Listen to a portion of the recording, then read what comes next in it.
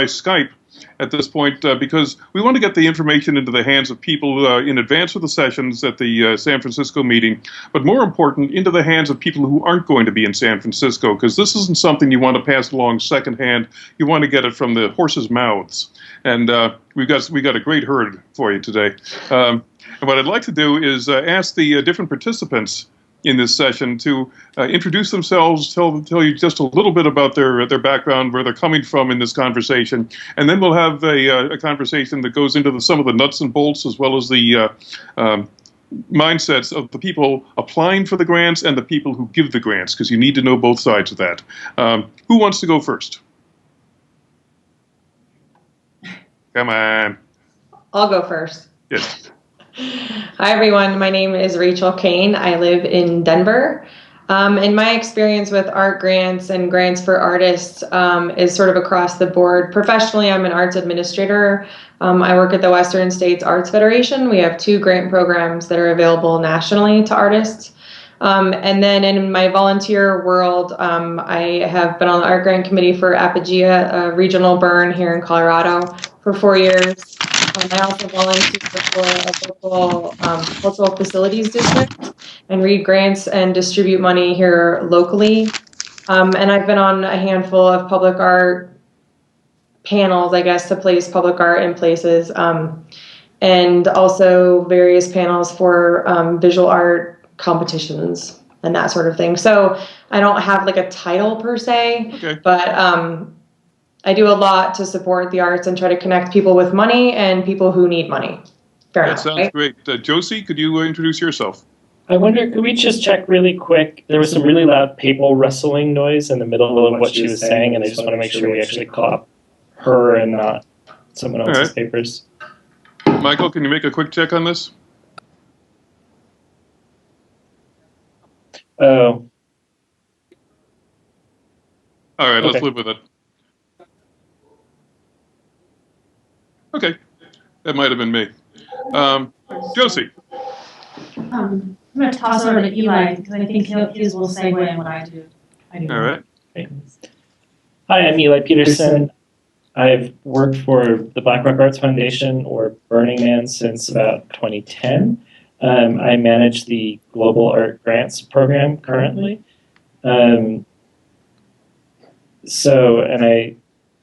I'm sorry, I'm hearing myself. It's driving me crazy. Pull the headphones off and put them on when you're not talking. That's a good point. I really shouldn't be. Anyway. This is all new to everybody. I work for the Burning Man project, and I've worked for the Black Rock Arts Foundation since about 2010. I manage the Global Art Grants program, and in those 2 organizations, I've had a decent amount of experience both reading and writing grant applications for art grants. So I'm really excited to be able to share whatever it is that I've learned with you today. Josie? Great.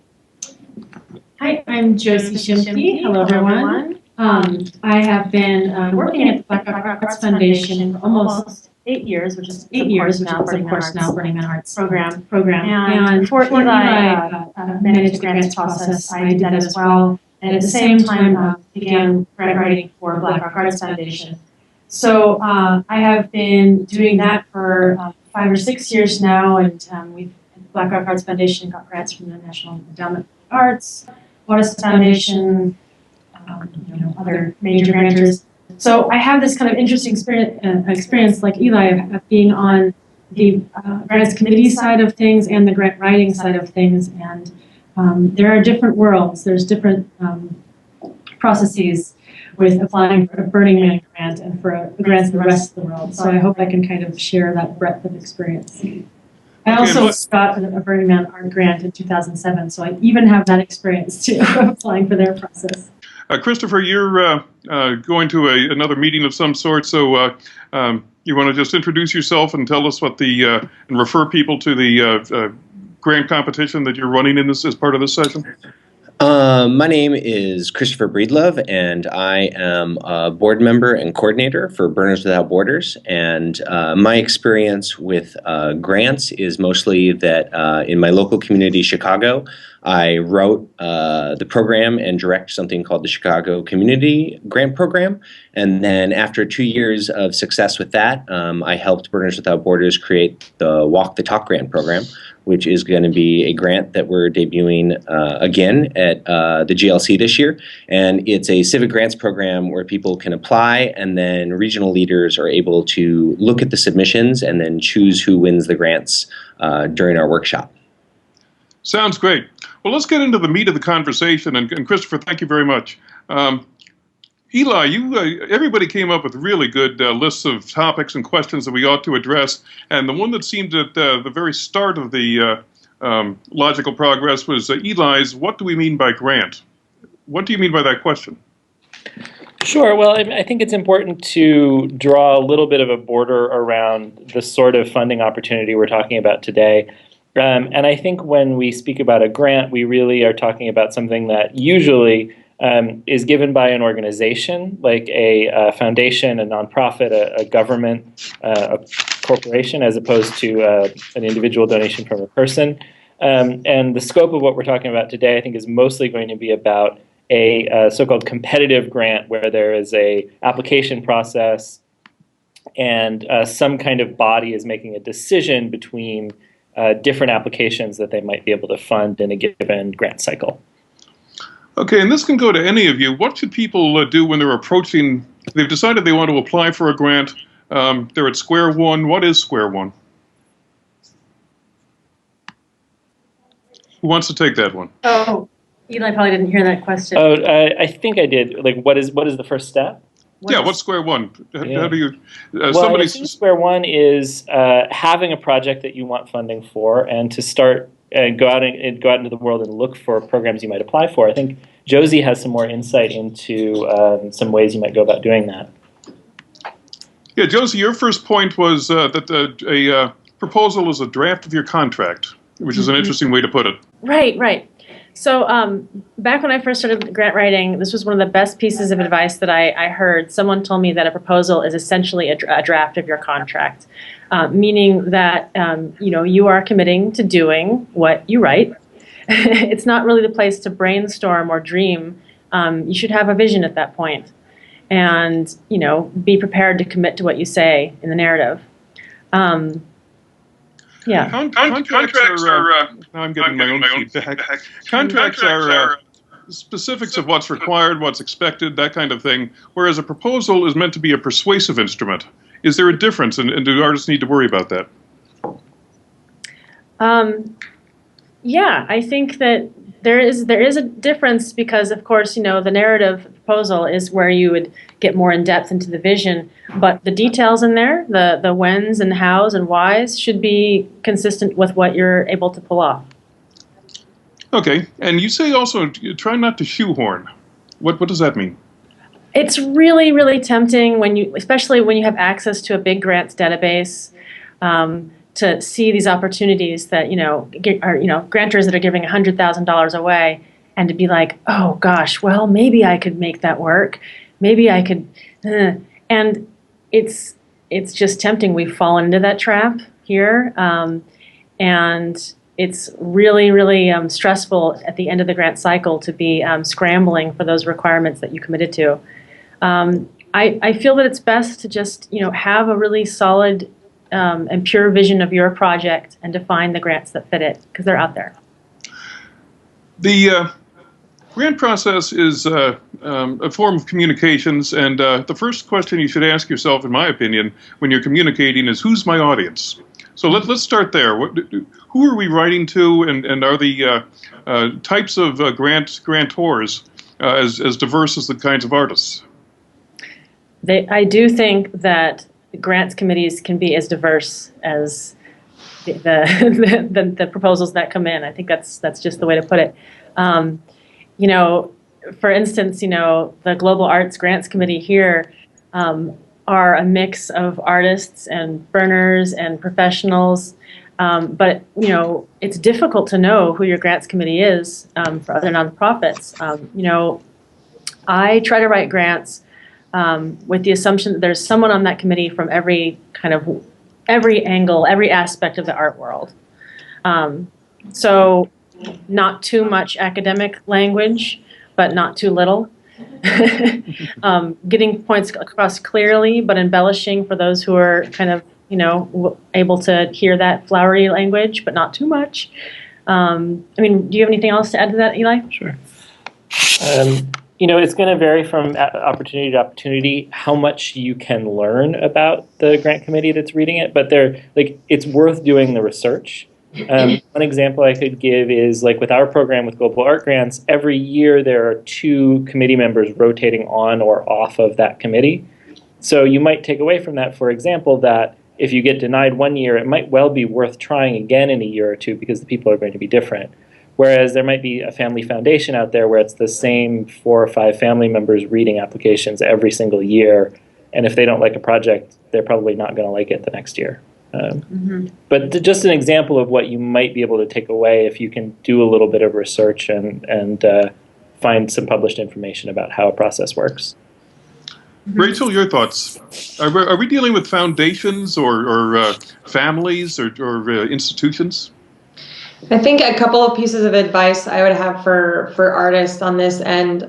First, read the opportunity really, really well before you even decide to apply, because every single opportunity is different. So what these guys just said is absolutely right on, in that you want to use language that's accurate and not too flowery, academic, but not too academic. But really the idea is that every opportunity is different. So there's only so much sort of general speaking that you can have about who your audience is, because every opportunity is different. So there's that idea. So I would say, just like Eli said, do the research, know who your audience is for that specific opportunity. And then also to sort of take one step back, I think it's important to make sure that you are clear about your idea before you even go in to apply, because the more clear you are about what your idea is and what your project is, the more clear you're going to be in your writing about it. And then to take that one step further, know when the opportunity is not right for you. And that will help you weed out the places where you don't need to spend time researching, or you don't necessarily need to spend months writing an application. So know sort of where what I call your sellout line is. Know what your project is, and know how willing you are to be flexible about changing it before you go even investigating funding opportunities. Depending on the source of the money, there may be different motives for handing it out, I would guess.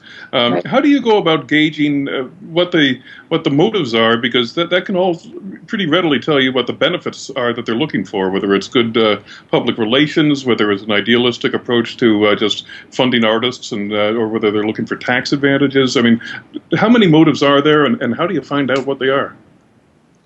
Usually in the opportunity listing, it'll say something about what the funder or the organization with the funds is hoping to accomplish, right? If they want to connect teaching artists with local, K through 12 students, they will probably be explicit about that. If their goal, like the Global Art Grants, is to create participatory, community-based, community engaging public art projects out in communities, then they'll tell you that. So again, for me, the cardinal rule of grant writing is read the opportunity, understand exactly what the funder is looking for, and then you write your proposal accordingly. Okay.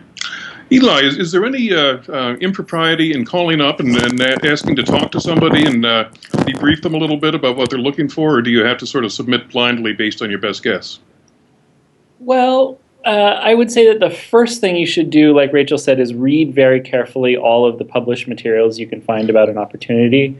I wouldn't say that it's improper to call. It's not as if they're going to reject you on that basis, but it's really good to show, if you are going to call and ask a question, that's available to do, that you really know everything. You've already done your homework about the grant, and if you have some kind of further follow-up question, I think it's usually okay to respectfully go ahead and reach out and ask that question. But do show that you've done your homework before taking up more of the grant maker's time. Can that actually be a moment when you're showing conscientiousness and sincerity and your devotion to their goals? For sure, yeah. Okay. But I would say, it's also not a time to necessarily grandstand about that. You want to be focused and brief. Mm-hmm.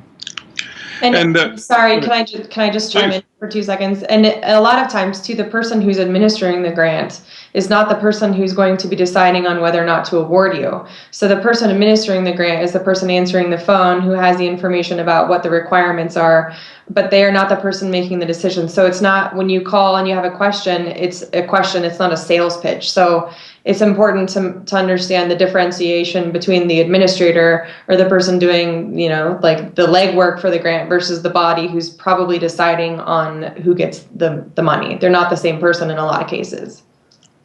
One of the things you're trying to do here is sell a project to somebody who you hope will grant for whatever reason. And there's always in sales a division between the benefits and the features of a product. How good are artists at selling the benefits to the grantor as opposed to the features that they want to create, given the fact that the English language or any language might not be their first medium? Good question. Thank you, Josie. Here it is. What are your thoughts, Josie? You want to grab? I'm sorry? Right. Well, I think that this topic will probably come up again in this discussion, but we really, can you hear me okay? We really recommend being very clear about what your project is right up front and painting the picture of what it is, and similarly, getting right to the point of what the benefit is. And yeah, these are artists writing grants. It's a struggle for some people to be that clear, especially when the vision is really inspiring and they just kind of want to talk about that vision and their dreams for the project. The question is, how good are artists at selling that benefit? I don't want to directly answer that without insulting anyone, but we could be better. Go ahead and insult them. They need to hear it. What do they do wrong? Huh? What do they sometimes do wrong? That? Yeah, can you hear me okay? Yeah, I'm asking you to identify what mistakes they make or what their limitations sometimes are. Sure. I'm sure Eli has something to say on this too. When I used to read grant proposals that would come in for Black Rock Arts Foundation, it would many of the narratives would start off with, a life story, an inspirational kind of, dream or something like this, and we really needed the nitty-gritty of what the project is. Get that up front. Save the philosophical discussion for when the grantor asks for it. Again, to your point, Rachel, right. Just really reading the criteria and the application format and answering their questions directly. We don't necessarily need to know about that walk you took with your grandfather when you were 5 in the meadow. I've read this proposal that starts this way. Unless it really, really, really, really fits into the proposal. Do you want to add anything? Sure.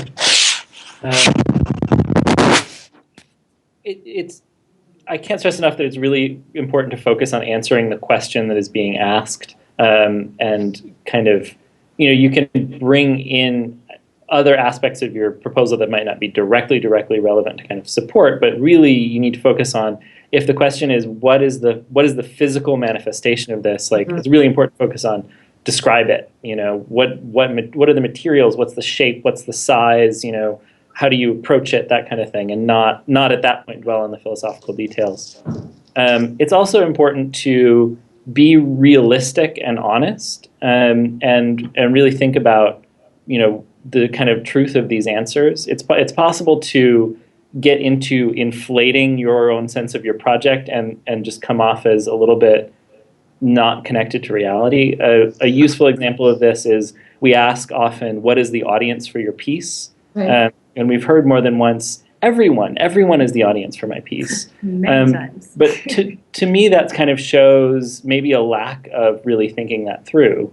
It's probably the case that maybe you expect 1 million people to see the piece, if it's somewhere in public in a large city, but that's vastly less than everyone on the planet. And so really do think and really do describe, who actually is going to see it. Thoughts, Rachel?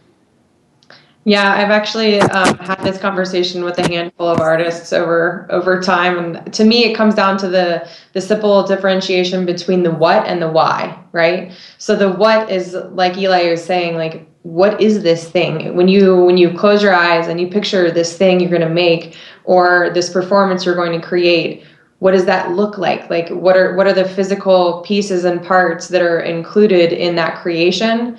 And then separate that in your proposal from the why that's important and why people should care and why that applies to the goals of the funder, right? So to me, that I found that that's really helpful in helping the artist who's writing the application wrap their brain around that because in their mind, a lot of cases it's mashed all together, and they are of course related, but for the grant application, in a lot of cases, the person who's reading it is reading a lot of them. And so they don't want to have to rifle through the philosophy and the sort of inspiration behind the idea to figure out what this thing is. That's their first question a lot of times. So just, again, be clear about what this thing is. And then later on in a separate section, there's probably a question that says, why is this important? Or who does this apply to? So really try to just really simplify it that way, I think is really good advice. Let me give you a 5-step thing that I learned in college, because there are 5 steps to persuasion. And what this is a persuasive exercise. And whether they have to occur in this order or not, or whether it flows on a grant application, I'm not sure, but you can tell me whether this is valid. The first step is to get somebody's attention. And the fact that they're sitting behind a desk reading these applications probably means that you have some attention, although it may be the 5-second glance that people do with headlines on newspapers. Second, you have to present them with a problem, something they have to solve, something they can't evade, and handing out, their job description possibly allows for that. The solution to the problem has to be given with in a way that is compelling, that rules out alternatives, which may be competing applications or just doing nothing. But it's got to be something that's going to solve a problem that you've made so compelling that they can feel the need to not just ignore it. The fourth is to let them visualize life once they've adopted your solution. There's going to be a better place for them to live in and for the world to live in. And the fifth is to move them to action, to get them to do something, in the case of a politician asking for a vote, as simple as giving us your email or taking a baby step towards it. Does that model of persuasion apply in art grants, and is the art grant process designed to allow for that? Well, if I might. Yeah, please. So to that first point, I would say yes, it's important to grab attention, but as we've been saying, the way to do that is to get that vision up clearly in front. And I think in other circumstances, the way to persuade would be to be more poetic or to draw people in some other humorous or something way. But the way to get the attention of the grant maker is to get the what's, where's, and when's out front first. Mm-hmm.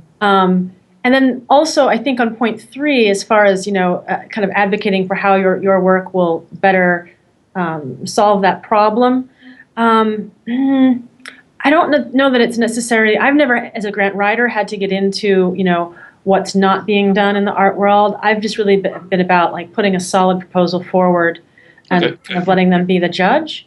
They're looking at all the other proposals, so I think that they would have that comparison in mind. But I'm interested to hear what others say. Go ahead. Okay. One of the nice things about a grant proposal is that it creates a structure for you to interact with this grant committee. You don't have to necessarily start from scratch and say, okay, I'm going to open with a joke, and then I'm going to talk about, imagine, what your life is lacking right now. And they'll break down for you very clearly what kinds of information go in this box. And I think those things that Tom mentioned are really good to have in mind as you do it, but don't let that kind of philosophy get you outside of the 4 corners of the grant application. Good point. Mm-hmm. Anything from you, Rachel? Yeah, I basically was going to say the same thing as Eli, is that every opportunity is different, and some opportunities will ask you to define what the problem is and why your idea is a solution to it. But other grants inherently are already recognizing what the problem is, and they are trying to give you money to solve the problem that they've already identified. So it depends on every single opportunity. And that's why I always go back to the cardinal rule of read, read, read. Including the mission statement of whoever's giving the grant. Including everything. Okay. We really agree with this, Rachel. Yeah. Are you, in this exercise, going for a relationship, or are you going for a sum of money? Relationship. Yeah, relationship. Hands down. Are there ways to do that that go beyond simply filling out the application and doing it articulately? I guess I'll just keep talking. By the way, I owe you guys an apology. I'm departing completely from the topics we exchanged up front. No, this is good though, I think. So like Josie was saying at the opening, like when you're writing your proposal or writing your grant, that's the beginning of your contract with the funder, right? Uh-huh. So that's when you start an application, when you start a proposal, you're beginning that relationship. And so even before that, you need to understand that when you propose an idea to this grantor, you're proposing a relationship with this person or the organization, right? And that is not just with the application itself, because if you get the award, you're going to have to continue to be in contact with the staff people of that organization. You're going to have to tell them about issues you may have had, successes you've had, challenges that you've encountered and overcome, and all these sorts of things. So it's a relationship that is based on a financial exchange, but really more than anything, it's that you have the same goals about the art that you're going to create is going to address an issue or solve a problem or whatever it is for the organization that wants to solve that problem. So it's really a philosophical thing. And then there's all kinds of obligations that you're both bound to in that relationship legally because of the contract. So I think that's like the easiest way to say it. Mm-hmm. How much do you want them to feel like co-authors? Were you about to say something, Eli? Oh, I was going to add that, there's a lot of this that feeds into what do you do once a grant is awarded, and the different grantors are different, but it's nice to think about like what are the mutually beneficial elements of that relationship. And for example, it's good for a grantee and a grantor anytime there's like press or to get the word out about a project, because if your project is great and everyone's talking about it, it reflects really well on you. It really reflects well on the grantor. You both have an interest in telling each other's story, and I think the more you can feed nice images and press clippings and things to your grantor, the happier they're going to be, and the more good press you're going to get, and all of that. And that implies that you want to have a serious and effective public relations strategy throughout the entire process, so that you're able to make them look good and you're able to keep the interest level high in the community. How do you achieve that? How do we achieve that? Somebody turned the computer towards you, Josie. Oh, no. Gosh. It's necessary because, artists aren't necessarily the best practitioners of public relations, and they're working in their studio trying to meet deadlines and get things done. And they may be a little leery of the press, or they may live in a region where the press isn't all that in love with Burning Man. So how do you do public relations for your art in terms of your grant relationship? Right. I might not have a great answer for this, I'll be honest. At Black Rock Arts Foundation, we write press releases and kind of go the standard route for things, but I don't know that we do anything special beyond like just doing what the grantor is asking for us to do with PR materials. Mm-hmm. Maybe Rachel will have something.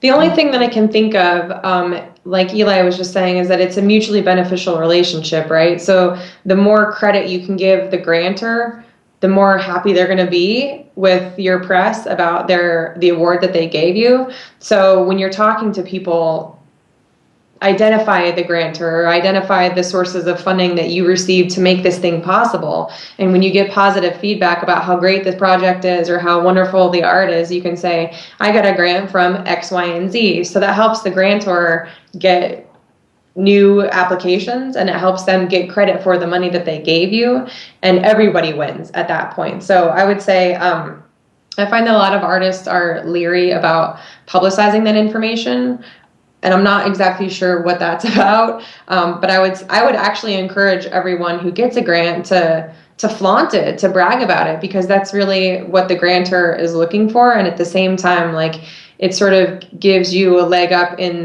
the art world, I suppose. It sounds weird. It's incredible for other funders too. Yeah, you know, so. One thing I can suggest is we started out with the Burner Broadcasting Network as a group called Profiles and Dust, where we were doing gift documentaries for artists. And this goes back 5 or 6 years, but we were doing voluntary public relations services, writing press releases and helping them figure out how are they going to court the press on the playa when they're dealing with the elements and with everybody's efforts to get the art in place. But even if you're doing community art, public relations, you can divide your audiences into the general public, but you can also look at your donors, look at your team members, that kind of thing. We were producing documentaries, and we're eager to get people in the regions doing their video and telling their stories and that kind of thing. And you don't need, if you talk about a documentary, you don't necessarily need to get every moment of every art piece on tape. That just creates a mountain that nobody wants to climb.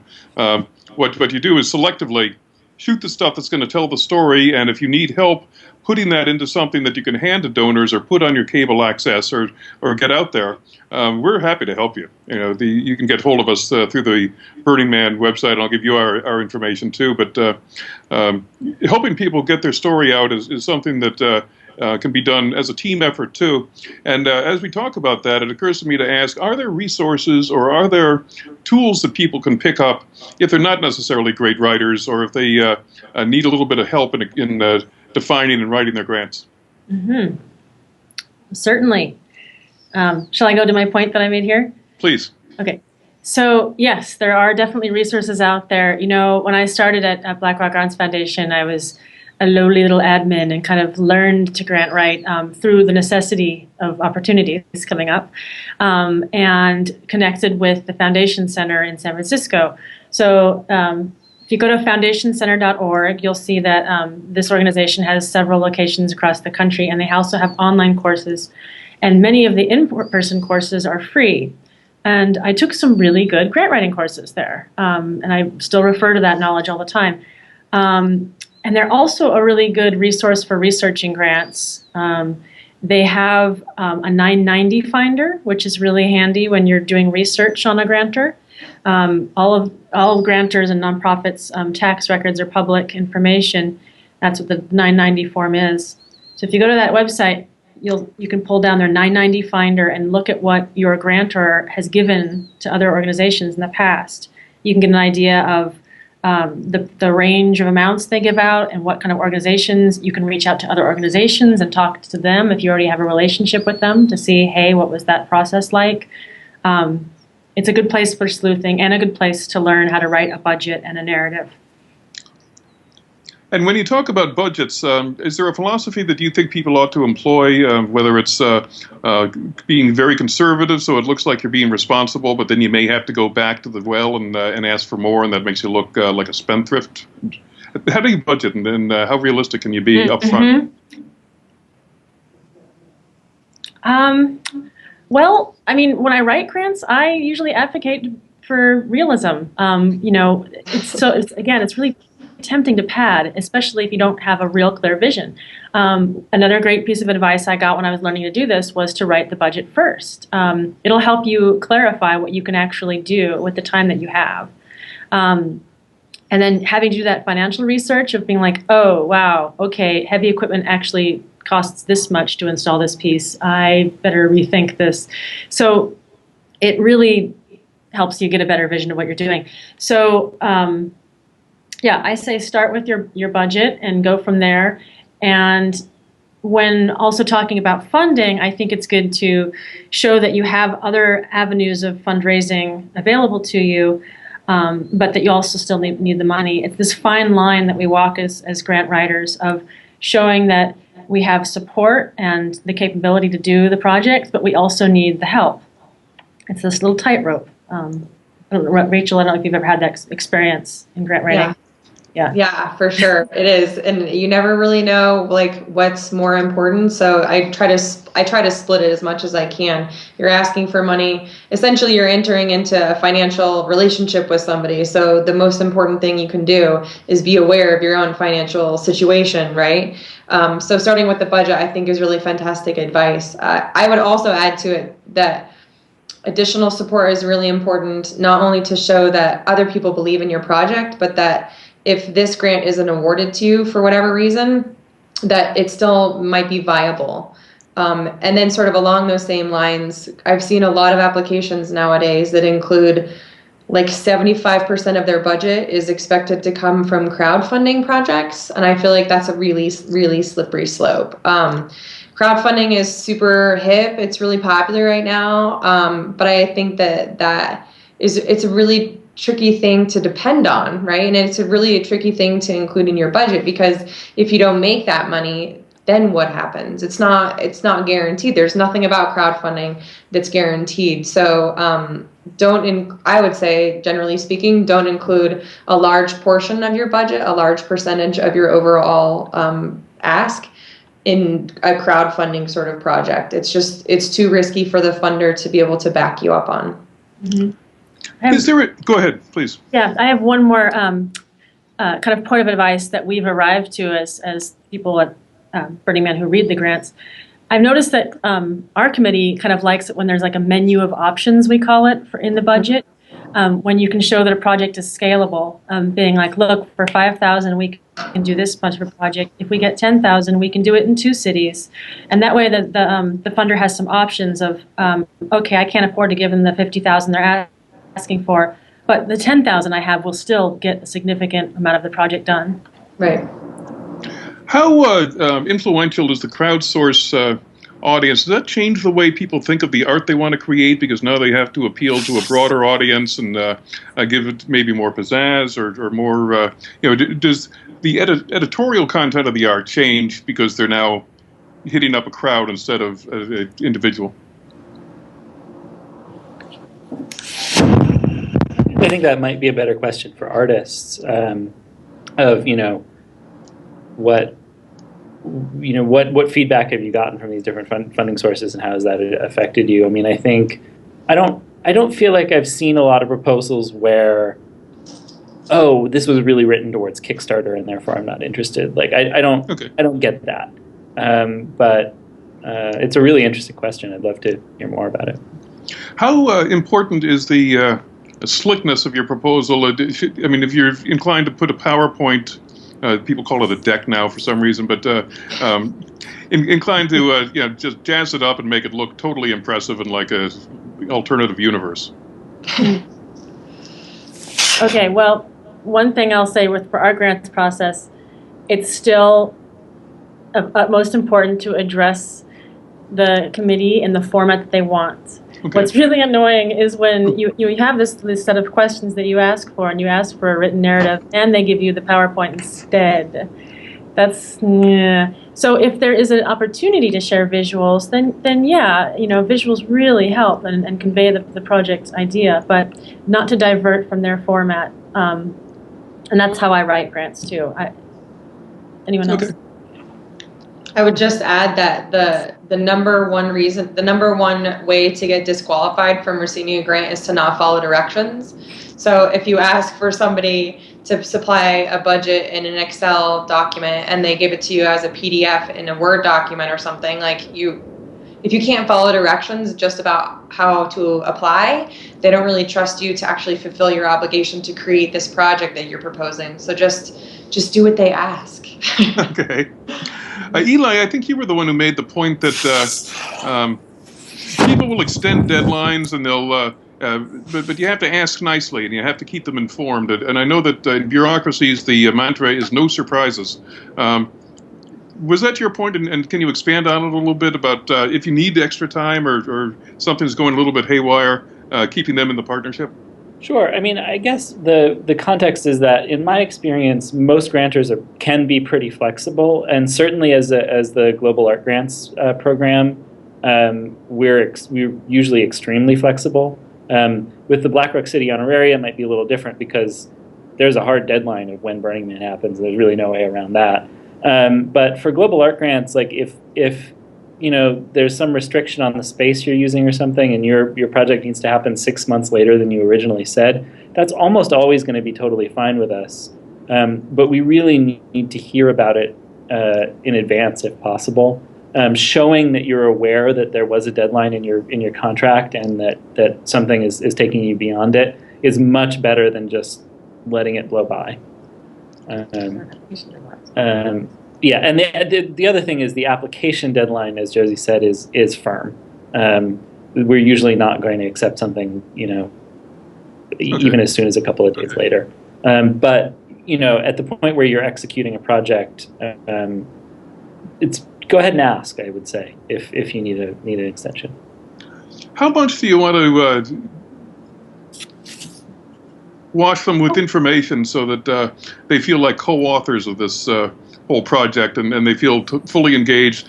Do you need to worry about just giving them too much and becoming a pest, or is that not a line that people need to worry about? What do you mean by co-author? Shaping the experience, or at least sharing the adventure, but being consulted along the way and feeling like they have something to contribute to it as opposed to simply commissioning.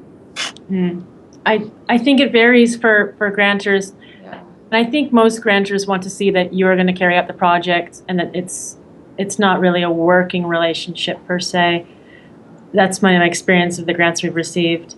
The Global Arts grants, however, through Burning Man, we're trying to change what grant making looks like. So we do have a bit more of a hands-on relationship with our grantees, and we personally love getting updates from our artists. I think that's different than other grantors that are out there.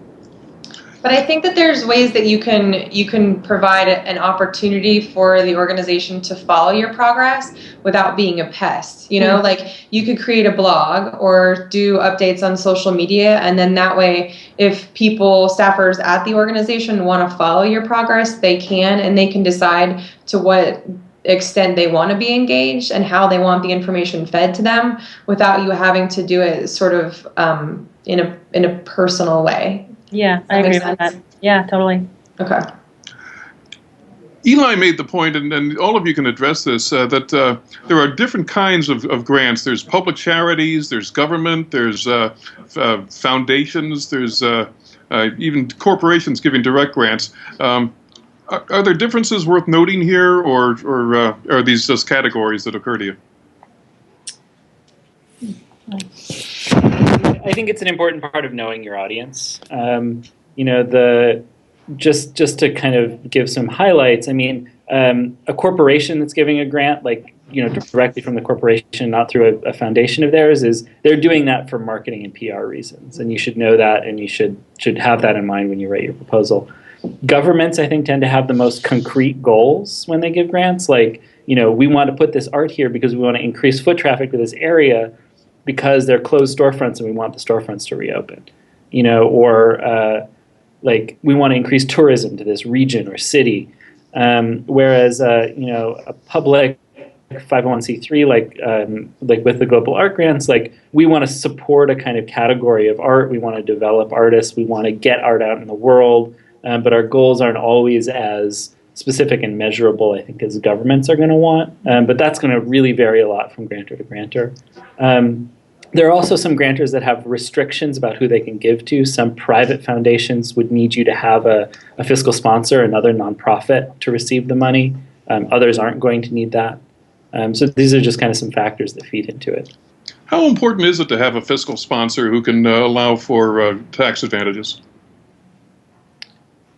That's a little bit outside of this scope. I mean, certainly it's something you can use to attract more private donations from individuals. Mm-hmm. But this isn't just another one of those points of read the application materials. Some grant-making organizations legally can only give to certain kinds of nonprofits, and therefore you would need a fiscal sponsor to receive their grant.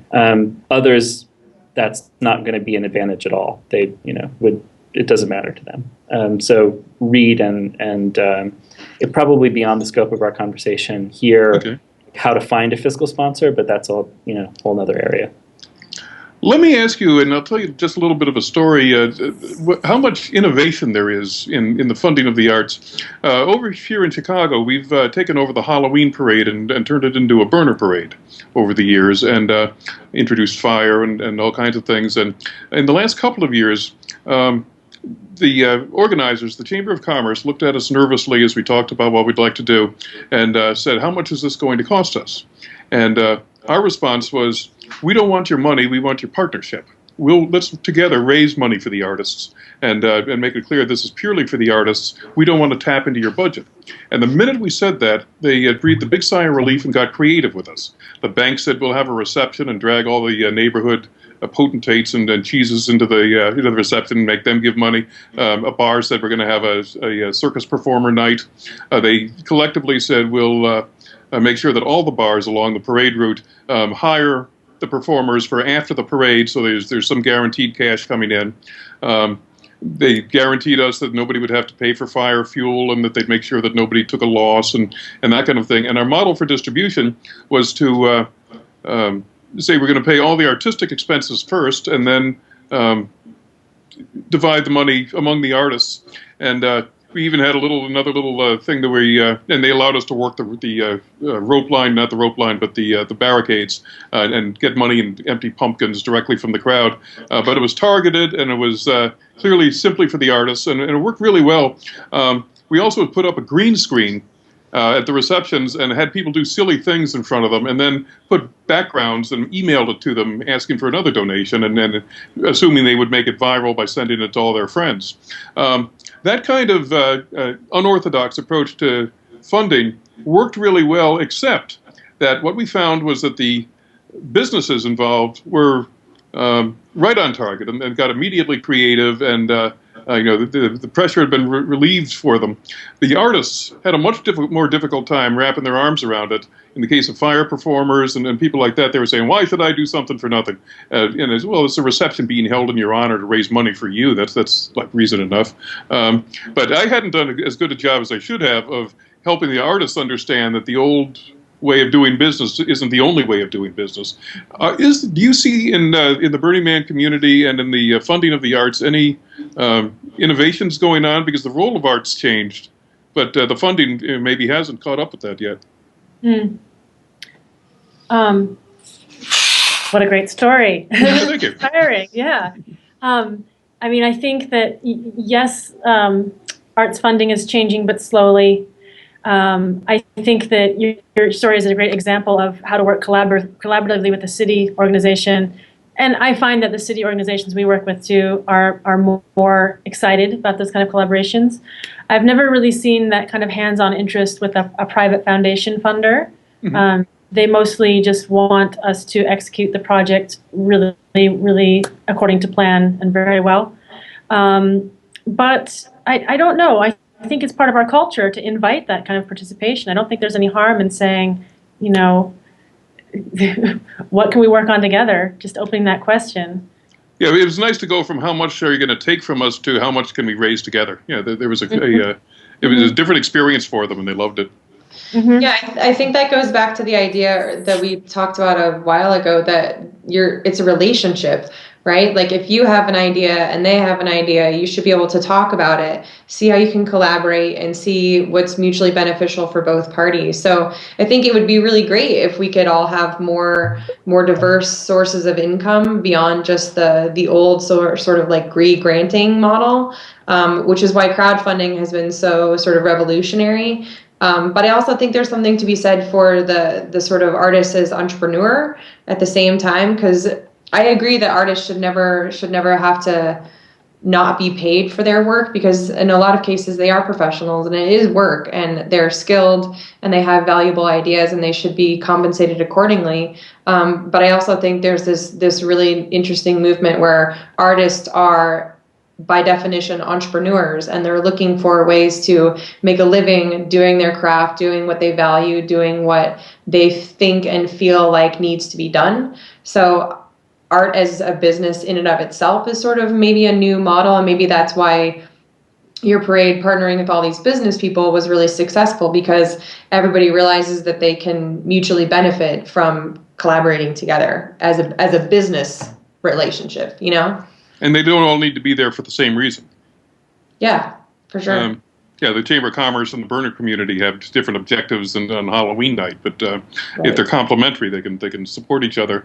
And that raises just like another question. I realize I'm getting a little bit away from grants here, but if you live in a town where there's a principal employer, or you see some entity with some deep pockets who you'd like to court and develop a relationship with, does it make sense to invite the to figure out when their company picnic's going to be, or when there's a town festival, and make yourself available, make your art available, that kind of thing, so that when you have an art project to pitch, you're able to go to people who are now feel a debt to you and are inclined to say, hey, you guys were so cool when you did that for us in the summer. Of course we'll do this. But you're now calling on other communities of artists, and you might be offering them payment down the road, once the grant comes in, or saying, we'll find a way to create value for you, or to follow this up with paying gigs or something. Tom, you're hired. All right. Well,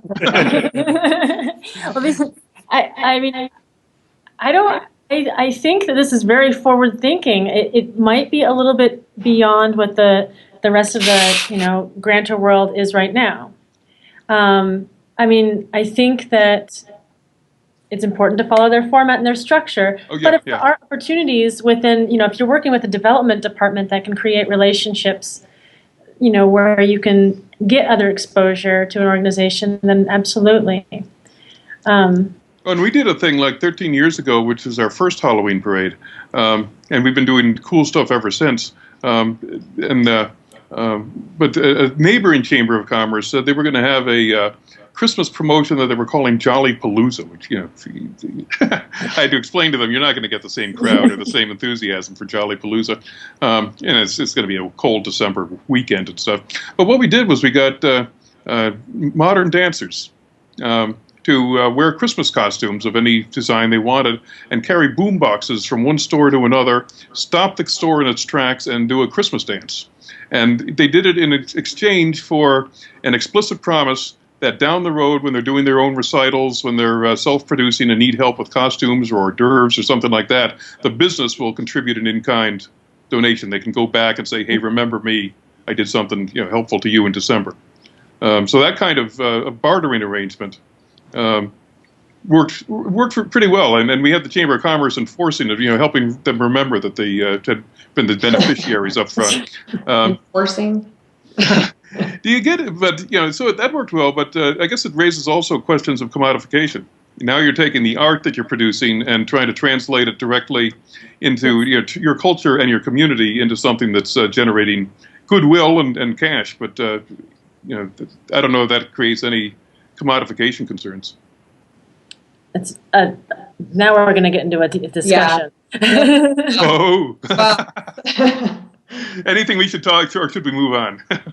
I don't know. It's such an interesting topic. I just need a second to. I might tie what you're generally talking about back to what I was saying before about the usefulness of PR and getting your work out there and seeing if grantors can help you with that. Obscurity is in some ways your enemy as an artist, and the more you can get images of your work and people talking about your work, the more when the kind of opportunities that you're talking about that are maybe hybrid opportunities emerge, the more people are going to be thinking of you. So I would encourage people to for example, if you're creating a physical work in the world, to be relatively free about how you'd share images of it or give people permissions to use it, because you should probably, I would think, be more concerned about obscurity than about someone using your image in not the perfect way, personally. Are there words that you ought to, or concepts that you ought to introduce just to give people a comfort level? Because all bureaucrats find comfort level to be a really compelling thing, that they're not going to get in trouble or they're not going to regret it saying yes. It does, and I learned through Burning Man that the word temporary carries a lot of magic with it. to say a piece of art is going to be temporary means it's not going to be around their neck forever in a park district or something like that. Are there other concepts, or do you agree with that one? And are there other ones that you think people ought to bear in mind? Temporary has been a magic word for BRAF for a lot of years because of the red tape around a permanent public installation of sculpture, at least here in San Francisco, is enormous. Just the number of different citizens groups and city agencies and different entities that need to sign off on your project if it's a permanent installation versus even if it's like a 2-year installation, you can get just so much easier to do. So that certainly, as you say, is something to consider. Other magic words. Well, I think that temporary also is a magic word because, you know, Tom, you were talking earlier about what shows the added value of your project. For the Civic Arts program, we were able to say, you know, we are able to produce more temporary projects than one gigantic project. You know, every 2 years we can put something new in for the same amount of money that it would take to put in, you know, one big thing. And it feels like more art. It is more art, in fact. Other magic words. I can think of two, and maybe I'm slightly off base, but let me know what you think. So one I can think of would be open source. I know a lot of projects that are digital in nature, whether it be a display piece or something that happens online somewhere. But like, for instance, there's a project that happened here in Denver last year that was a street arcade. And so the artist actually paid a group of programmers to develop this arcade, this game, but then the code is open source. So anyone who wants to grab that code and replicate the same project to engage community can do so without having to pay more money to somebody else to recreate the same thing. Mm-hmm. So I think a lot of times, and I know in a lot of academic communities too, and even the whole idea of the internet, right? Like if one person does one thing and we all openly share it with everyone else, then everyone benefits, right? But of course, then there's a fine line between proprietary art and your intellectual property and open source, and you have to figure out how far you're willing to go and how open you're willing to be with the concept of open source. But sort of as a related idea, the notion of art that's scalable or replicable or reproducible. Like we were talking a while ago about how if I get $500, I can do this one time. If I get 1,000, I can do it twice. If I get 1,500, I can do it 4 times. So I think a lot of times art projects that are either scalable, first year I want to do it small, second year I want to do it bigger, third year I want to do it even bigger, or they're replicable. I can do it in Chicago or St. Louis or, you know, Bozeman. I think those ideas are really compelling to funders too, because again, there's an added value. You give them one pot of money one time, and this really awesome opportunity could happen multiple times and really impact a lot of people, thereby making our $1 contribution 10 times as valuable. So there's just 2 ideas I came up with off the top. And this is specifically when you're dealing with a 501c3, is educational.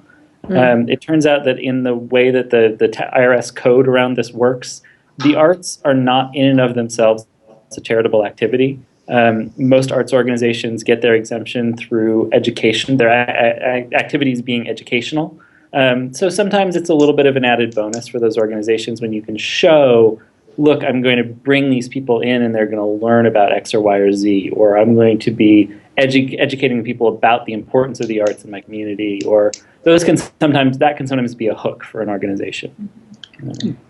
But I think it depends on every single organization, every single opportunity, you know, and there's not like a silver bullet code word that is going to like guarantee you that you're going to get a certain award from someone. So these are all with caveats, I think. How much time is the time frame for both applying for a grant, receiving one, and making good on it? Are we talking a year? Are we talking 6 months? How far ahead does the artist have to think? Well, this is the point I wanted to make, especially for the Burning Man artists that are watching and listening, is most, private and public foundations out there have a much longer time scale than we're used to. The Burning Man art grant cycle is like, submit your grant and go make the thing immediately. So you might have to, extend that beyond a year to really get those opportunities. Some grant cycles, some foundations committees only meet twice a year. So you'll be waiting for 6 months to even hear back from them after submitting a proposal. And sometimes the funds released, the funds won't be released for another, 8 months or something. So it can get quite lengthy. Also, going back to what we were saying about having other funding sources come into play, so you can get your project going and have a trajectory. So yeah, it's probably longer than burners are used to as far as the time frame for your project. Okay. Anything else anyone wants to add?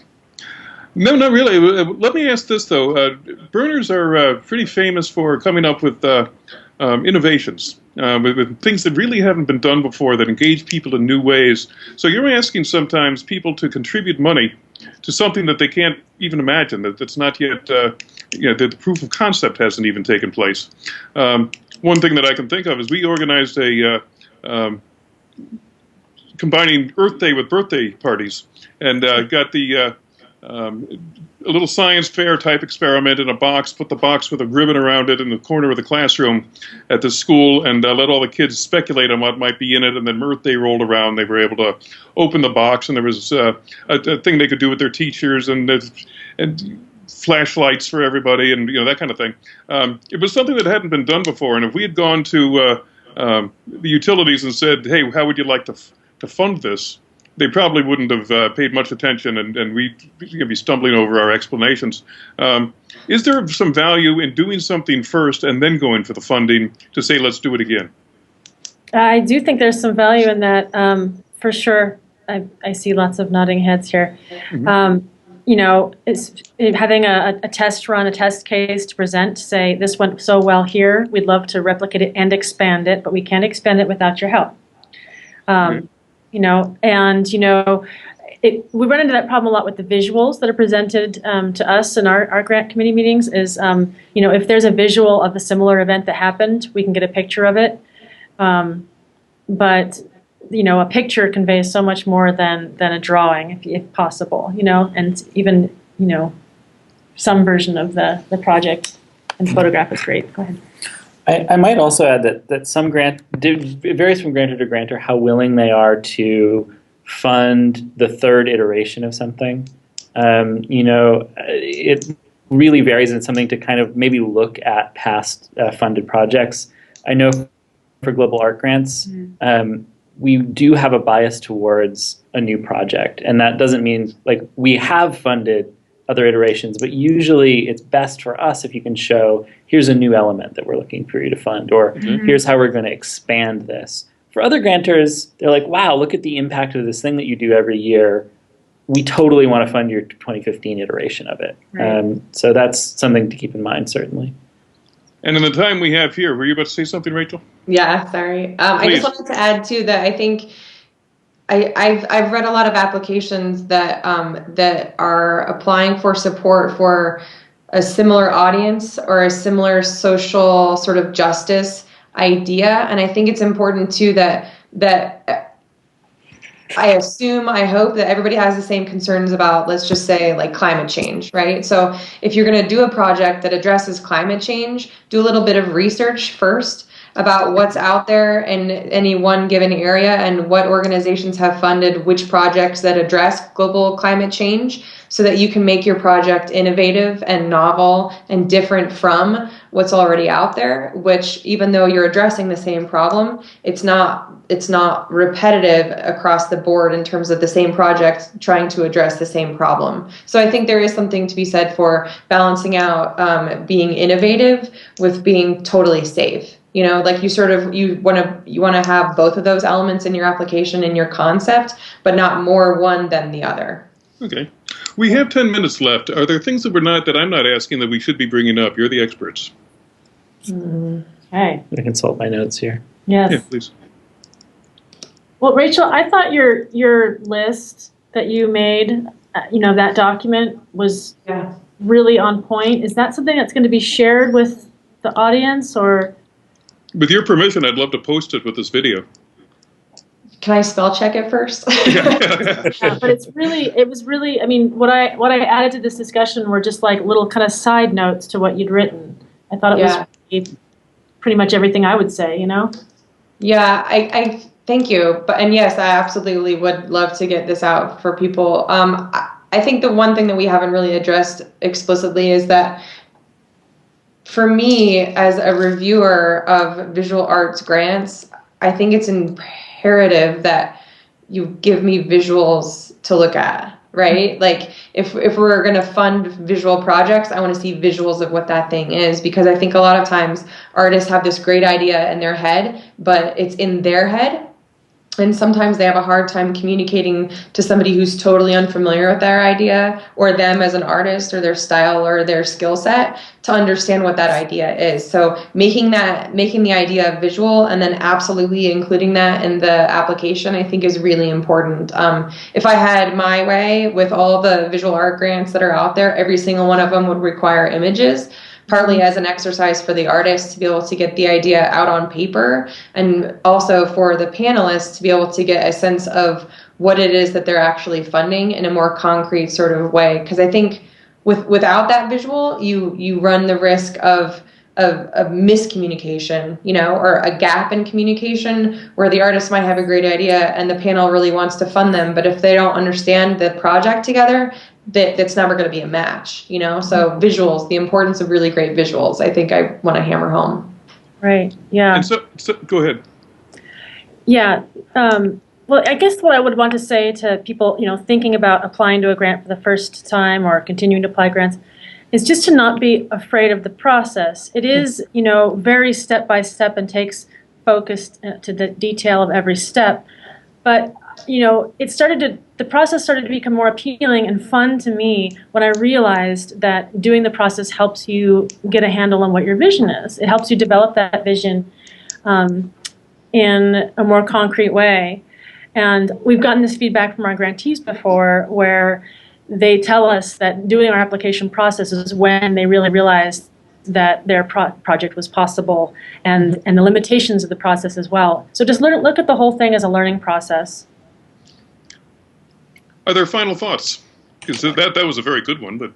It felt like a final thought, didn't it? I think that would be great enough to end on. Yeah. Okay. Breedlove just rejoined us, if you have anything you want to add. Hey, Breedlove, how's your meeting? It was good. There you have it, folks. That's the thing. Meeting man, here we go. I can't thank you all enough for your expertise and your sharing and wisdom on this. And I don't know if people would have a chance to follow up, but they could. We could put an email link on or something like that if somebody has a specific question. Sure. Would you be agreeable to that? Mm-hmm. Yeah, absolutely. Good. Yes, happy to talk. Cool. Good discussion. I agree with you all.